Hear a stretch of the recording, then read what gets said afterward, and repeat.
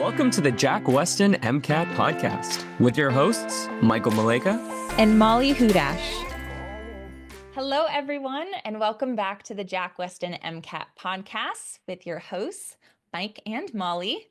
Today is going to be a pretty exciting special episode. We're very excited to share with you. Mike, why don't you let us know what we're talking about today?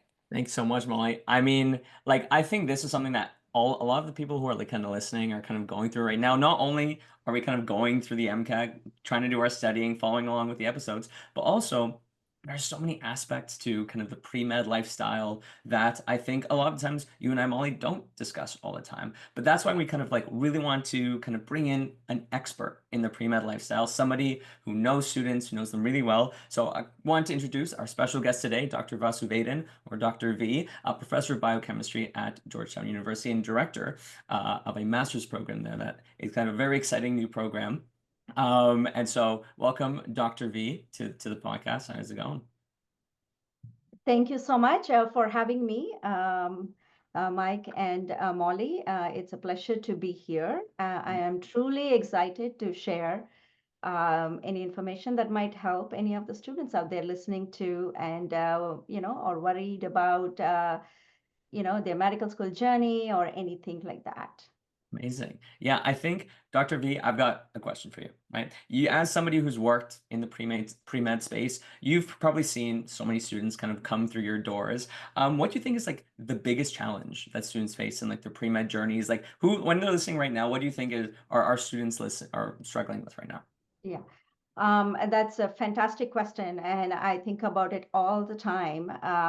So pre-med students, they have to, grapple with so many different aspects that is needed for a successful medical school application. For example, academic rigor and performance pressure. And in fact, the sheer volume of all the prerequisite courses that they need to complete, like biology, chemistry, especially organic chemistry.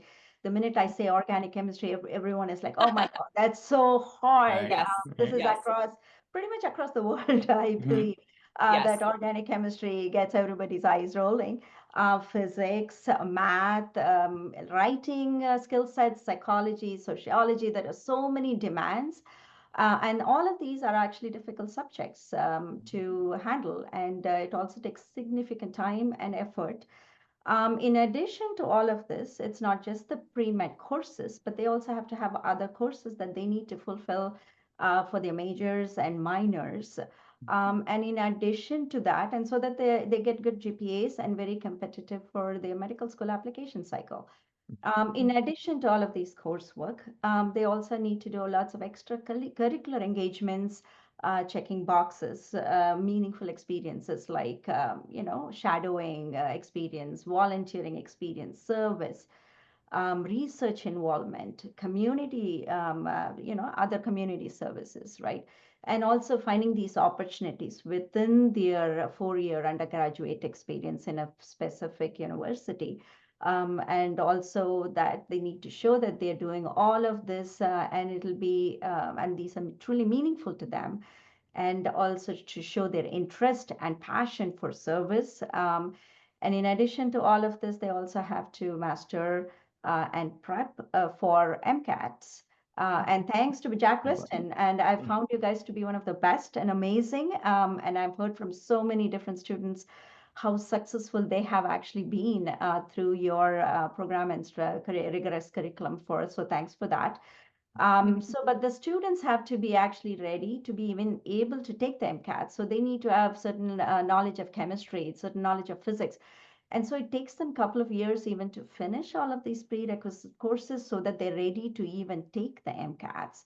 Yes. And the whole application process itself to medical school is really daunting.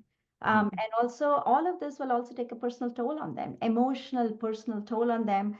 How do you manage stress, anxiety, imposter syndrome, and all the sacrifices that they have to make through this journey?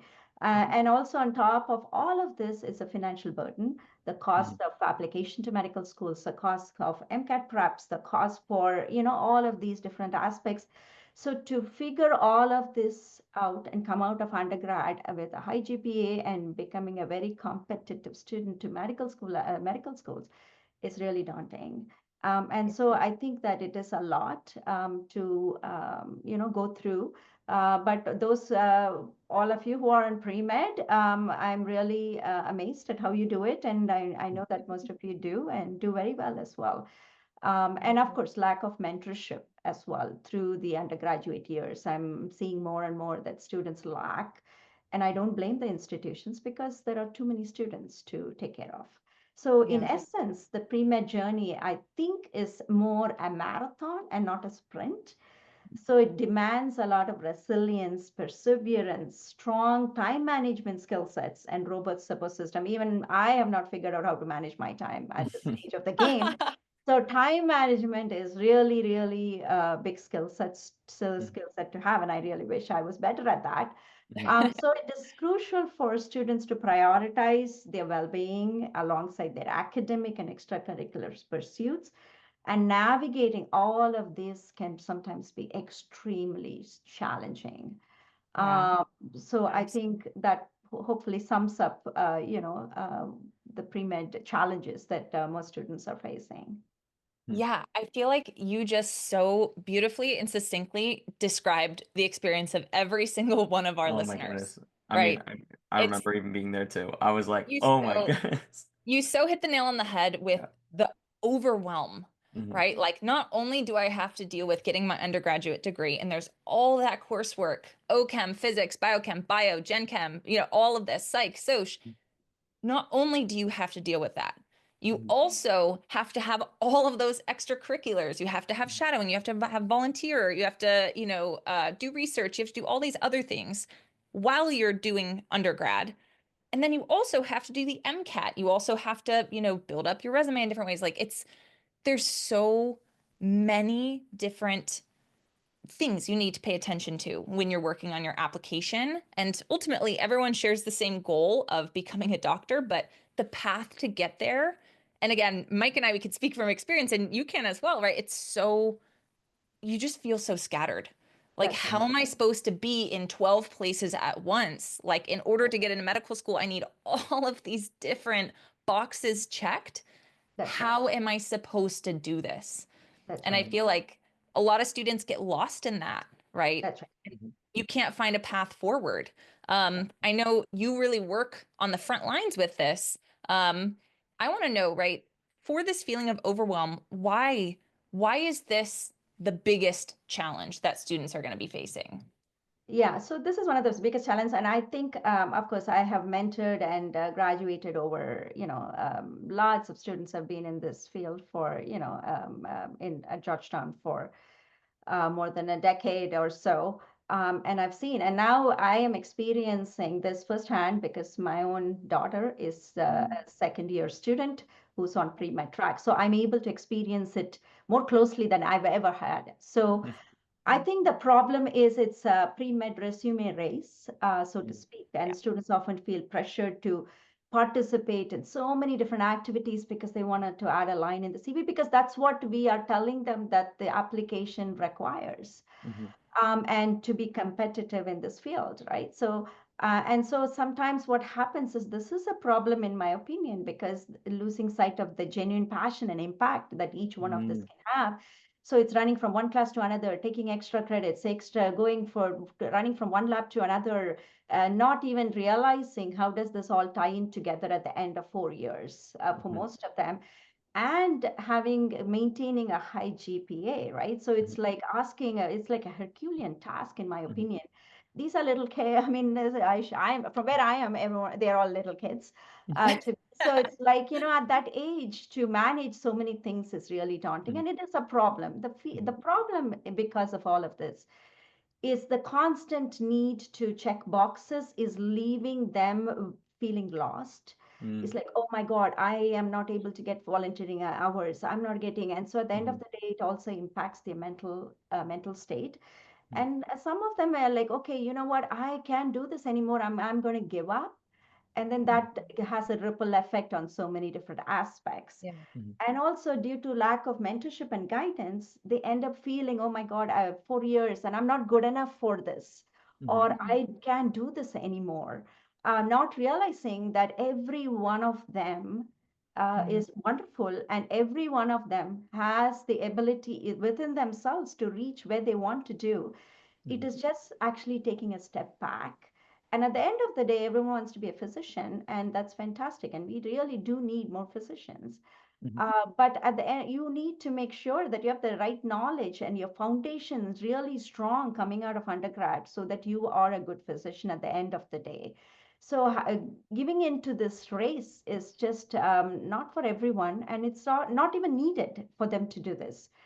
So good news is that they can spread all of that is needed, and to do all of those check boxes, taking time and not rushing into every aspect of different things, because each one of the expectation takes a lot of time. It takes years even to prepare for MCAT, and thanks to you guys again, is it's a Herculean task. And I know that you are there to, and they have help, right? So that is a problem, that coming out of undergrad, most of them feel, and some of them even give up their ambition to become a physician just because it's just too much, and feel that I can't do this.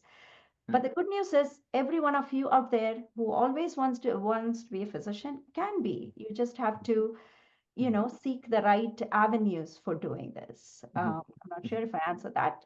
Yeah, no, absolutely, That's so beautiful. yeah, 100%. I think Tearing up. something you really like mentioned that I think really resonates with law students, and something that Molly and I like we talk about all the time on the podcast, where a lot of times we are so overwhelmed by trying to check the boxes, like, oh, I have to do this, I have to do this, I have to do this, that we kind of lose sight of our why. Like lose sight of the realization that I get to learn about these things. This is my passion. Like That's I right. have to take all these classes. Like we forget, like, wait a minute, this is the stuff I want to spend the rest of my life doing, right? Like I don't have to study biology. I get to because I can use this for my future as a physician. I know that we're talking about on the episode before about like different ACE inhibitors, how it relates to the RAS system. Don't memorize the RAS system. You get to because you can use that knowledge to help patients in the future. So when you mentioned that, I was like, oh my goodness, that's so true. Not only just in the MCAT, but also in all of these classes, all these things that, again, all of that burden, again, really dampens that passion. We can even forget our passion and why we even start on this path in the first place. So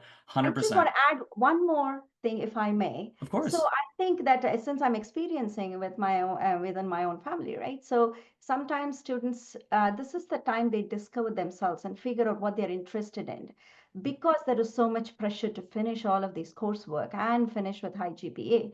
They are not even able to experiment something, that a class that they would love to take, but they just don't have the time to fit that class in. For Hmm. example, even yoga or meditation or Yeah. singing or dancing or Mhm. something like that, they just don't have the time to do Right. any of this. Or I want to, learn anthropology, and I just don't have the time to do it, right? Mhm. So all of that also is impacting, shaping them into, the person that they need to be, Mhm. and also discovering their own passions within themselves. And so they don't have much time to pursue other interests as well. Yeah, no, huge issue for a lot of the students who are going through this right now, 100%. So like we know like okay, huge problem this is, but okay, what can we do? Like we have all of this things that we need to check off. We want to keep on our passion, kind of point us in the right direction. Like how do we address this, Dr. V? Yes, so that's actually a fantastic point. And the good news to all those listening and pre-meds out there, there are lots of solutions to it, right? So we have master's programs that are specifically geared towards helping you reach your goals and matriculate into medical school successfully. It is almost a breather between your undergraduate and medical school. So those of you, don't worry that, oh my God, I don't have an GPA. How am I going to get to medical school? Should I give up my ambition and passion to wear that white coat and, whatever career paths that you want? The good news is that we do have several avenues for you to pursue to be a very competitive medical student, and you will have time to check all of those boxes.